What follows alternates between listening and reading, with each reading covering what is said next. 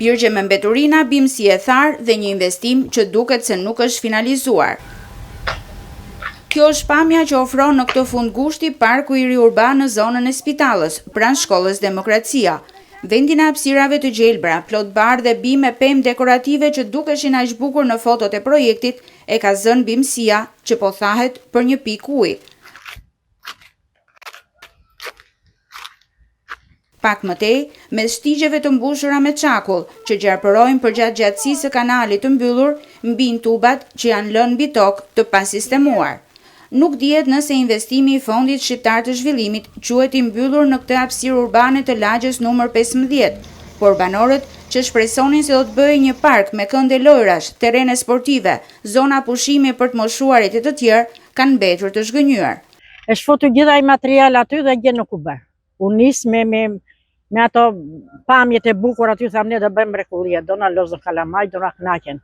Asnjë gjë s'u bë. U bën ato bloqet aty, u bën ca barish atje dhe kaq. Mbaroi kanali, e mirë sepse vinte erë. Tani këtu kam mirë gjitha shkorre, edhe e kanë mbjell ato u thanë.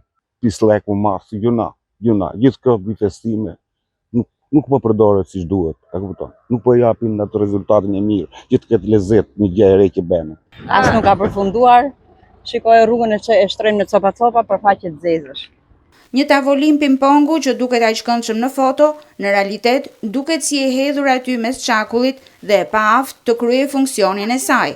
Më shumë se një destinacion modern dhe mikpritës për qytetarët e çdo moshe, parku urban duket si një hapësirë e braktisur që nuk ofron as ndriçim, pavarësisht se infrastruktura është vendosur, por nuk është lidhur.